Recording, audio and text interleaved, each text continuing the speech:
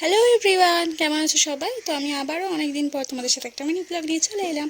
তো আজকে একটু পুজো দিতে যাব, আর আমি এই জামাটা পরেছিলাম। এখন তো এই টপগুলো খুবই ট্রেন্ডে, তো আমিও একটা কিনেছিলাম। কেমন লাগছে জানিও। আর এখানে দেখো মা এখন রেডি, আর কি সবাই রেডি, শুধু এই যে ইনি বাদে। ও সব জায়গায় লেট, আর কি মানে সব সময় ওর যাওয়ার সময় কি পরবে, কি জামা পরবে, হ্যান ত্যান নাটক করে সবার লেট। আর মা এখানে রেগে গেছে একটু, আর তারপরে আবার রেডি হয়ে যাই হোক বেরিয়েছি, দেরি হয়ে গেছে একটু। আর তারপরে যেহেতু দেরি হয়ে গেছিলো, আর মায়ের ছিল একটু তাড়া, তো আমরা একটা ক্যাব বুক করেছিলাম, ক্যাবে করে চলে গেছি কালীঘাটে।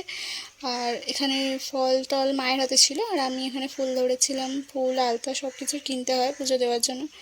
আর দেখো প্রত্যেকবারের মতন বেরোনোর সময় আমার থুতনিতে আবার একটা কি বেরিয়ে গেছে। তো তারপর একটা মিষ্টি কিনেছিলাম, আর কি কিছু মিষ্টি ফিষ্টি কিনে আর পুজো দিতে এসেছিলাম। এখানে সব জায়গায় এরকমভাবে পুজো দেওয়া হয়, বুঝতে পারছো কত পরিমাণে ডালা দেওয়া হয়েছে, যাই হোক অনেকগুলো জায়গায় আর কি এরকম পুজো দেওয়া হয়।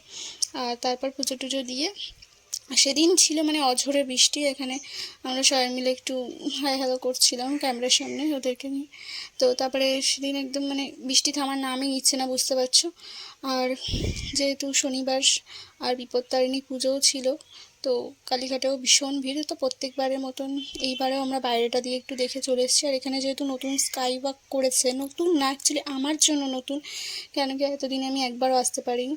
তারপর ঘুরে টুরে চলে এসেছিলাম বাড়িতে। আর যেহেতু সকাল সকাল উঠেছি, ঘরে গিয়ে লাত খেয়ে ঘুমিয়ে পড়েছিলাম। আর রাতে বানিয়েছিলাম লুচি আর আলুর তরকারি। সেদিনের নিয়ম এরমভাবে ছোটো ছোটো করে 13টা লুচি বানাতে হবে। তো আজকের মতো এইটুকু, দেখা হবে নেক্সট একটা মিনি ব্লগে। টাটা।